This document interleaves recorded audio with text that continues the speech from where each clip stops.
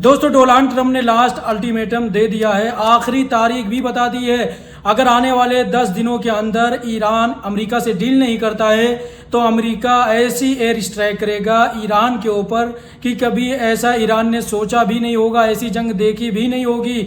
ये कहा है डोनाल्ड ट्रंप ने गाजा बोर्ड पीस समिट के दरमियान में। दोस्तों वहाँ पे उन्होंने खुले मंच पे ऐलान करते हुए कहा कि हम 10 दिन देते हैं ईरान को, अगर 10 दिन के अंदर न्यूक्लियर पे बात नहीं करता, हमसे समझौता नहीं करता, मिडिल ईस्ट के अंदर पीस कायम रखने के लिए हम जो डील कर रहे हैं ईरान के साथ में उस पर राज़ी नहीं होता, तो ईरान के लिए ये सबसे ख़तरनाक होगा, ईरान के लिए बहुत बुरा होगा। वहीं पे डोनाल्ड ट्रंप दोस्तों लगातार मिडिल ईस्ट के अंदर में अपनी हथियारों की जो तैनाती है उसको बढ़ाता जा रहा है। ईरान के ख़िलाफ़ में जो अमेरिकी ऑयल टैंकर हैं जो फाइटर जेट को हवा में ही रिफ्यूलिंग करते हैं, जिससे फाइटर जेट दूर तक उड़ सकता है और ज़्यादा भारी तादाद में किसी भी देश के ऊपर में हमले कर सकता है। मिडिल ईस्ट के अंदर अमेरिकी जो ऑयल टैंकर हैं लगातार बढ़ते हुए नज़र आ रहे हैं और अमेरिका के जो सबसे एडवांस ख़तरनाक जो फाइटर जेट हैं वो भी मिडिल ईस्ट के अंदर अब तैनात कर रहा है। अमेरिका ने अपने 50 ऐसे एडवांस फाइटर जेट को और तैनात किया है मिडिल ईस्ट के अंदर में।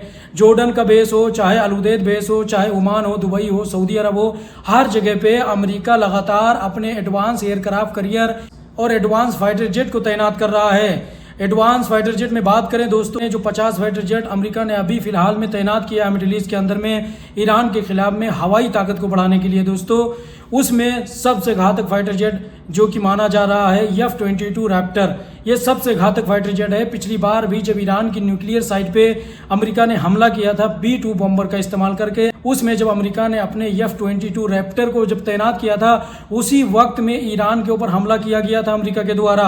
और इस बार भी उसी 22 रैप्टर को दोस्तों अमेरिका ने तैनात कर दिया है ईरान के खिलाफ में। यानी जो संभावनाएं हैं ईरान के ऊपर हमला करने की वो बढ़ती जा रही हैं, क्योंकि ईरान दोस्तों बैलिस्टिक मिसाइल पे कभी भी कॉम्प्रोमाइज़ नहीं करेगा और अमेरिका चाहता है ईरान बैलिस्टिक मिसाइल बनाना बंद कर दे। दोस्तों इसी बीच में खबर निकल के आ रही है जो कि रिपोर्ट आपके स्क्रीन पे है, आप खुद जूम करके पढ़ सकते हैं। ईरान की जितनी भी मिलिट्री साइट है दोस्तों उस पे मोटी चादर कंक्रीट की चढ़ा रहा है, यानी उसको परत बाय परत बना रहा है ताकि ईरान के ऊपर अमेरिका एयर स्ट्राइक करे तो जो उसकी मिलिट्री साइट है वो डिस्ट्रॉय ना हो सके।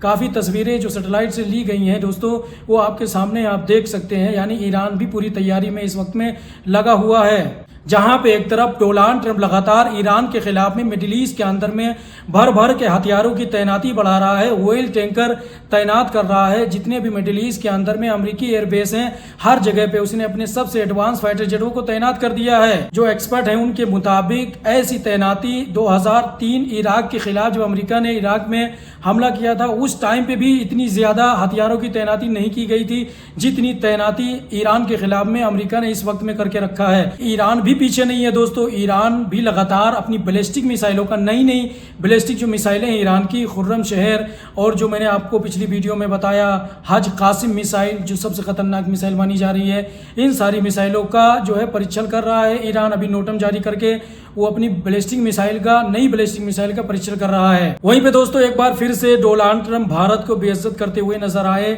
जो गाजा पीस समिट हो रही थी दोस्तों उसी मंच पे भारत को बेइज्जत किया और डोनाल्ड ट्रंप ने ये कहा कि हमने दोनों देशों को धमकियां दिया था ऑपरेशन सिंदूर के दरमियान में कि हमसे डील कर लो वरना हम तुम्हारे ऊपर 200% टैरिफ लगाएंगे। फिर दोनों देशों ने एग्री कर लिया और हमसे डील कर लिया, फिर जंग रोक दी। ये कहना है डोनाल्ड ट्रंप का। डोनाल्ड ट्रंप ने गाजा पीस समिट के अंदर ये भी कहा कि भारत ने अपने 10 से 11 एडवांस जो उसके फाइटर जेट हैं उसको लॉस कर चुका है, उससे भारत को ज़्यादा नुकसान उठाना पड़ा है। मतलब भारत की बेइज्जती इंटरनेशनल स्तर पे डोनाल्ड ट्रंप कर रहा है, लेकिन हमारे 56 इंच वाले के अंदर इतना दम नहीं है कि डोनाल्ड ट्रंप के इस बयान पे कोई जवाब दे सके, डोनाल्ड ट्रंप के इस बयान पे कोई काउंटर अटैक कर सके कि नहीं भाई तुमने ऐसा नहीं किया, हमारा कोई भी फाइटर जेट क्रैश नहीं किया। लेकिन डोनाल्ड ट्रंप चीख के 50 से 60 बार कह चुका है जब से ऑपरेशन सिंदूर हुआ है, लेकिन हमारे भारत सरकार की तरफ से डोनाल्ड ट्रंप को कोई भी मुंहतोड़ जवाब नहीं दिया गया है। वहीं पे दोस्तों इसी गाजा पीस समिट के दरमियान में शहबाज शरीफ की मौजूदगी में, दुनिया के तमाम लीडरों की मौजूदगी में पाकिस्तान के जनरल आसिफ मुनीर की तारीफों में पुल बांधते हुए दिखे डोनाल्ड ट्रंप। डोनाल्ड ट्रंप ने उनकी तारीफ में कहा कि Asif Munir very good journal, very good person, यानी बहुत अच्छे हैं। इतनी तारीफ करी उन्होंने कि शहबाज शरीफ मुस्कुराते हुए नजर आए। आप वीडियो में देख सकते हैं दोस्तों। दूसरी तरफ भारत को इंटरनेशनल स्तर पे बेइज्जत करते हुए नजर आए। वहीं पे दोस्तों डोनाल्ड ट्रंप ने ऐलान किया है $7 बिलियन इन्वेस्ट करेगा गाजा के अंदर। ये अमेरिका अकेला नहीं करेगा बल्कि कई सारे देश हैं जिन्होंने पैसे लगाए हैं, इसमें पैसे दिए हैं। जो पैसे इकट्ठे हुए हैं वो $7 बिलियन बताए जा रहे हैं अभी। तो $7 बिलियन लगा के गाजा को दोबारा बनाया जाएगा, दोबारा नए सिरे से तैयार किया जाएगा। वहाँ पे हॉस्पिटल बनाया जाएगा, स्कूल बनाया जाएगा, बड़ी बड़ी कंपनियाँ आएंगी, टूरिस्ट आएंगे, और जो हाईवे कनेक्शन है वो बनाया जाएगा, रेलवे बनाया जाएगा, एयरपोर्ट बनाया जाएगा। यानी गाज़ा को पूरी तरीके से अच्छी खासी सिटी बनाने की योजना जो है डोनाल्ड ट्रंप ने रखा है। ऐलान किया है कि $7 बिलियन इन्वेस्ट किया जाएगा गाज़ा को बनाने के लिए। वहीं पर दोस्तों गाज़ा के अंदर अपनी आर्मी भेजने के लिए 5 देश तैयार हो गए हैं। इन 5 देशों में अरब का कोई भी देश आपको नज़र नहीं आएगा। इसमें सबसे नंबर पे है इंडोनेशिया, फिर उसके बाद में है कजाकिस्तान, फिर उसके बाद में है अल्बानिया, फिर मोरक्को है, फिर कोसोवो है। ये 5 देश मिलके अपनी आर्मी गाज़ा के अंदर भेजेंगे, यहाँ पे शांति बनाए रखने के लिए, यहाँ गाज़ा के लोगों की मदद करने के लिए ये लोग भेजेंगे। क्योंकि आपको मैंने पिछली रिपोर्ट में ही बताया था कि इंडोनेशिया ने साफ मना कर दिया है किसी भी संगठन से लड़ने के लिए या किसी भी संगठन को डिसआर्म करने के लिए। अगर इजराइल या अमेरिका बोलते हैं तो हमारी फ़ौज ये काम नहीं करेगी। इंडोनेशिया ने पहले ही तमाचा जड़ दिया था इजराइल को। ये 5 देशों में कोई भी अरब का देश नहीं है जो अपनी फौज को भेजेगा गाज़ा के अंदर। वहीं पे दोस्तों इसी बीच नेतन्याहू का भी बयान आ गया है। नेतन्याहू ने कहा है कि अगर ईरान हमारे ऊपर हमला करता है, हमारी जो बिल्डिंगें हैं, हमारे जो मिलिट्री साइट है वहाँ पे अगर हमला करता है तो हम ईरान को मुंहतोड़ जवाब देंगे और ऐसा हमला करेंगे, ऐसी एयर स्ट्राइक करेंगे कि ईरान ने कभी ऐसी एयर स्ट्राइक देखी नहीं होगी। यानी उधर अमेरिका हमला करने की धमकी दे रहा है, यहाँ दूसरी तरफ नेतन्याहू भी ईरान पे हमला करने की धमकियाँ दे रहा है। क्योंकि ईरान की ख़तरनाक जो मिसाइलें हैं उससे नेतन्याहू की बुरी तरह फटती है। इसीलिए नेतन्याहू ईरान के हमला करने से पहले ही आके फड़फड़ाने लगता है, सोशल मीडिया पे मीडिया को इंटरव्यू देते हुए नज़र आता है। डोनाल्ड ट्रंप लगातार दोस्तों ईरान को धमकियां दे रहा है। 10 दिनों का टाइम दिया गया है कि 10 दिन के अंदर तुम अगर हमसे डील नहीं करते, तुम्हारा जो शुद्ध यूरेनियम तुमने इकट्ठा करके रखा है वो किसी तीसरे देश में नहीं ट्रांसफ़र करते, उसको नष्ट नहीं करते, हमसे डील नहीं करते, तो इसका अंजाम बहुत बुरा होगा। और डोनाल्ड ट्रंप ने जो अभी मिडिल ईस्ट के अंदर में हथियारों की तैनाती बढ़ाई है दोस्तों, ऐसा कभी इतिहास में नहीं हुआ था। 2003 में ऐसा बिल्डअप तो देखने को मिला था, लेकिन उसके बाद से ऐसा बिल्डअप जो मिलिट्री फोर्सेस का बिल्डअप है और जो एयरक्राफ्ट करियर हैं, एडवांस ख़तरनाक हथियार हैं, अमेरिका ने ऐसा कभी पहले नहीं तैनात किया था 2003 से पहले। लेकिन इस बार ईरान के ख़िलाफ़ में पूरी ताकत अमेरिका ने झोंक दिया है ईरान को डराने धमकाने के लिए, ईरान पे हमला करने के लिए। अगर ईरान से डील फेल हो जाती है, ईरान न्यूक्लियर पे बात नहीं करता, तो अमेरिका ख़तरनाक हमले कर सकता है ईरान के ऊपर। दोस्तों देखिए ईरान के ऊपर जो न्यूक्लियर को लेके जो दबाव बनाया जा रहा है, ये डबल स्टैंडर्ड काम कर रहा है अमेरिका।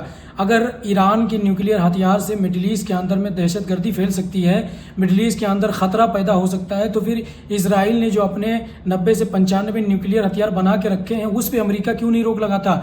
उसको डिसमेंटल करने के लिए अमेरिका क्यों नहीं बात करता? यूएन के अंदर दोस्तों कुछ ऐसे लोग हैं जो इस पर आवाज़ उठाते हैं, लेकिन अमेरिका इजराइल के बचाव में हमेशा आगे आ जाता है। अमेरिका का दोगलापन देखिए, ईरान की बैलिस्टिक मिसाइलें और ईरान की न्यूक्लियर प्रोग्राम से दुनिया को खतरा है, लेकिन अमेरिका के पास खुद इतने सारे न्यूक्लियर हथियार हैं। इजराइल के पास में ख़तरनाक एडवांस जो न्यूक्लियर हथियार हैं उस पर बात नहीं करता, उस पर रोक लगाने की बात नहीं करता। इजराइल ने दोस्तों इलीगल तरीके से जो अपना न्यूक्लियर हथियार है, बम है, उसको बना के रखा है। वो ऑफिशियली रजिस्टर भी नहीं है, अनाउंस भी नहीं किया है, लेकिन दुनिया को पता है कि इजराइल के पास में न्यूक्लियर हथियार हैं। लेकिन फिर भी यूनाइटेड नेशन इस पर कोई भी एक्शन नहीं ले रहा है। डोनाल्ड ट्रंप में इतनी ताकत नहीं है कि वो इजराइल के खिलाफ ऐसी कोई स्टेटमेंट जारी करें कि तुम न्यूक्लियर हथियार डिसमेंटल करो, इसको किसी तीसरे देश में ट्रांसफ़र करो, मिडिल ईस्ट के अंदर इससे खतरा है। ऐसा डोनाल्ड ट्रंप कभी नहीं बोलेगा, क्योंकि ये जो अभी मिडिल ईस्ट के अंदर इतने सारे हथियार तैनात किए जा रहे हैं, इसके पीछे इजराइल का हाथ है। इजराइल ने इतनी ज़्यादा प्रेशर में डोनाल्ड ट्रंप को ला दिया है।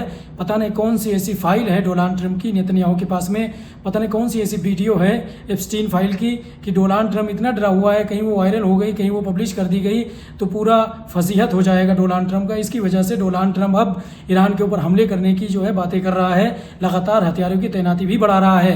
अगर ईरान के ऊपर हमला होता है तो अमेरिका और इजराइल दोनों मिलकर ख़तरनाक हमले कर सकते हैं दोस्तों, और एक बड़ी जंग देखने को मिल सकती है आपको। मिडल ईस्ट पूरा आग से झुलस सकता है। अगर ईरान की ताकत की बात की जाए दोस्तों, तो ईरान अमेरिका की ताकत के सामने कहीं ना कहीं थोड़ा बहुत कमज़ोर तो है, क्योंकि ईरान के पास में एडवांस एयर डिफेंस सिस्टम नहीं है, एडवांस एयरक्राफ्ट करियर नहीं है, एडवांस फाइटर जेट नहीं है ईरान के पास में। ईरान की बैलिस्टिक मिसाइलें तो घातक हैं, ईरान के पास में एडवांस ड्रोन तो हैं, लेकिन ईरान के पास में जो कमियां हैं दोस्तों, वो 3 चीज़ों की कमी है। ईरान के पास में इस वक्त में सबसे खतरनाक एडवांस एयर डिफेंस होना चाहिए, जैसे कि रशिया का S-400 जैसा खतरनाक एयर डिफेंस सिस्टम होना ज़रूरी था, क्योंकि जिस तरीके से अमेरिका और ईरान के बीच में तनाव बढ़ता जा रहा है, उसको देखते हुए कहीं ना कहीं ईरान को इन सारी चीज़ों का इंतज़ाम कर लेना चाहिए। अपनी जो साइट है, मिलिट्री साइट है, उसको तो उसकी हिफाजत के लिए कंक्रीट का चादरें बिछा रहा है, उसको मजबूत करने की कोशिश तो कर रहा है ईरान, लेकिन ईरान के पास जो सबसे मेन कमी है उसको अभी तक पूरा नहीं कर पाया है। हालांकि इससे पहले ईरान ने रशिया से रिक्वेस्ट किया था कि हमें अपना S-400 दे दो, लेकिन रशिया ने ईरान को नहीं दिया था, जबकि तुर्की को और सऊदी अरब को रशिया ने अपना सबसे ख़तरनाक S-400 देने के लिए राज़ी हो गया था और दे भी दिया है, लेकिन ईरान को देने से इनकार कर दिया, कोई भी बात आगे नहीं बढ़ाई। क्योंकि आप लोगों को पता होना चाहिए कि जो रशिया के अंदर 20% लोग हैं वो यहूदी रहते हैं, यहूदी भाषा बोली जाती है, हिब्रू भाषा बोली जाती है। इसकी वजह से कहीं ना कहीं ये रिश्तेदारी निभा रहा है रशिया। पुतिन इसीलिए राज़ी नहीं हुए हैं ईरान को अपना S-400 देने के लिए। बाकी रशिया मदद कर रहा है, भर भर के जो उसके कार्गो प्लेन है वो ईरान के अंदर उतर रहे हैं, चाइना भी मदद कर रहा है, लेकिन जो मेन ज़रूरत है ईरान को एयर डिफेंस सिस्टम की, उसकी मदद अभी रशिया और चाइना नहीं कर रहे हैं। ये थी दोस्तों आज की खबर। आप लोगों को कैसी लगी कमेंट में ज़रूर बताइए। इस वीडियो को शेयर कीजिए, चैनल को सब्सक्राइब, पेज को फॉलो नहीं किया है तो आप लोग ज़रूर करें। क्या लगता है आप लोगों को, क्या 10 दिनों के अंदर ईरान अमेरिका से डील करेगा या ये डील कैंसिल हो जाएगी, फेल हो जाएगी? आप लोग कमेंट में अपनी राय दे सकते हैं दोस्तों। और आप सबको रमज़ान मुबारक। अल्लाह ताला से दुआ है कि आप लोगों को अल्लाह ताला ताकत दे, हिम्मत दे, क़ुव्वत दे, 30 रोज़े रखने की, नमाज और तरावी अदा करने की, नेक अमल करने की। अल्लाह ताला आप सबको तौफीक दे। कमेंट में आमीन ज़रूर लिखिए, अपनी राय कमेंट में ज़रूर बताइएगा दोस्तों। क्या लगता है अमेरिका और ईरान के बीच में डील होगी? अगर डील हो जाती है तो अच्छी बात है, अगर डील नहीं होती है तो मिडल ईस्ट के अंदर आग लगनी तय है, पूरा मिडल ईस्ट आग में झुलस सकता है।